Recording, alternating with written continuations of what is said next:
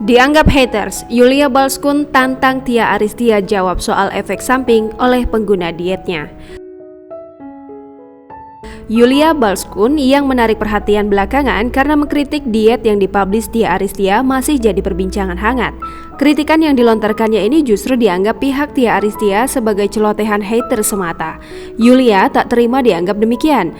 Ia pun menegaskan bahwa ia bukan haters Tia Aristia. Apa yang ia lakukan, Yulia mengatakan murni tentang ilmu diet dan sains.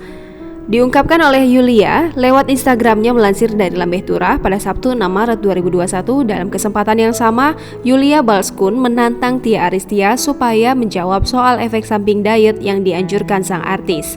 Yulia mengaku mendapat banyak keluhan yang disampaikan oleh beberapa orang yang mengikuti diet ala Tia. Di antaranya efek samping rambut yang rontok setelah menjalani diet ala Tia Aristia. Oleh sebab itu, Yulia pun menantang Tia Aristia untuk menjelaskan apa hubungannya diet tersebut dengan efek samping rambut rontok. Selain itu, Yulia pun menambahkan pesan khusus kepada Tia supaya tidak mudah baper dengan kritikan yang didapatkannya. Sebelumnya, buku artis Tia Aristia yang berisi tentang program diet yang dijalaninya menuai kontroversi di sosial media. YouTuber Yulia Balskun salah satunya yang lantang mengajak semua orang untuk memblacklist buku Tia Aristia itu. Yulia lantang menyuarakan himbauan itu di sosial media. Bukan tanpa alasan, Yulia menganggap apa yang dituliskan Tia Aristia dalam menjalani program diet itu terbilang berbahaya. Diungkapkan oleh Yulia lewat postingan yang baru ia bagikan di Instagram.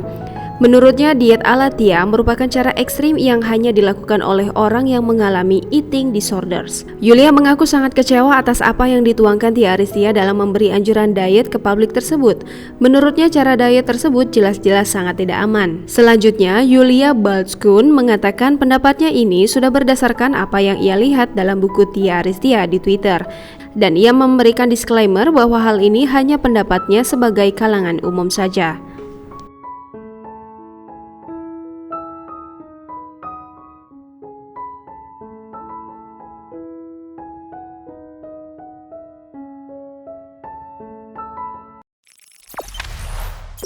Jangan lupa subscribe, share, komen, dan like ya!